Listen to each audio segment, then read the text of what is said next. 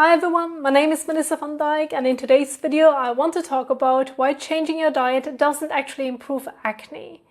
And I'm recording this video because of a comment I got under one of my recent posts in the community tab. And I want to use that one to walk you through this. So Yo-Yo What wrote, I ended up going with the Accutane route for my acne, so I'm not as concerned anymore.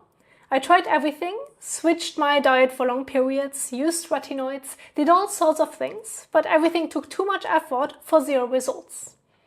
Now I'm happy, free of acne, just following a hydration routine and stress-free.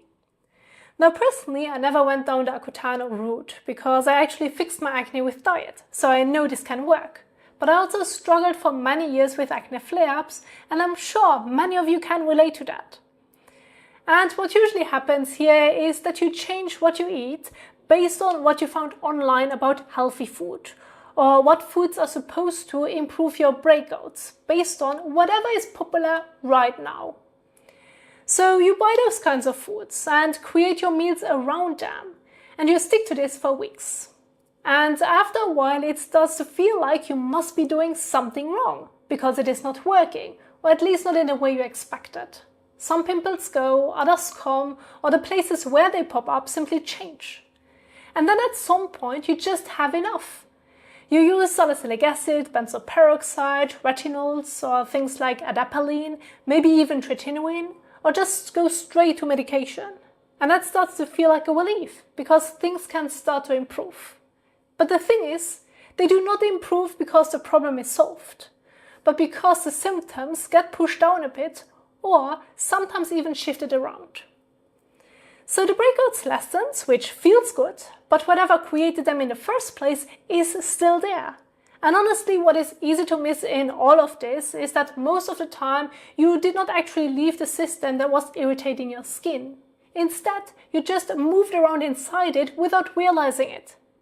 You removed one thing and then accidentally replaced it with something else that looked healthier, but stressed your body in a different way. So nothing really settled, and your body never got a real break, and your skin is simply showing that.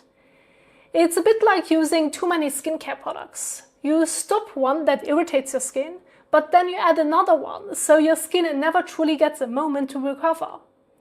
So your skin keeps reacting, even when the source changes.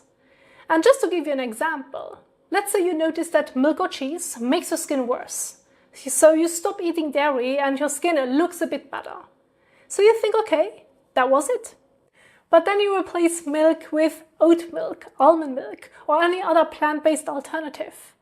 And on the outside that looks cleaner and healthier, at least based on what you have been taught. But now your body is dealing with different oils, different stabilizers, different sugars, different residues, and often a lot more processing. So what happens is that the irritation stays, or even gets worse. Then it suddenly feels like dairy was never really the issue, even though something actually changed in what your body had to deal with. So what really happened is that one stress was removed and another one was added, so your system never got calm. And this fits how the body works. Your skin is not reacting to one single food, it is reacting to the total irritation your gut and your immune system are dealing with every single day. And that irritation adds up. So if one trigger goes away but another one replaces it, your skin still has no real reason to settle or calm down. And I think that this is also why diet studies can be so confusing. They usually look at one food at a time. Is it dairy? Is it sugar? Is it gluten? But your body does not experience food that way.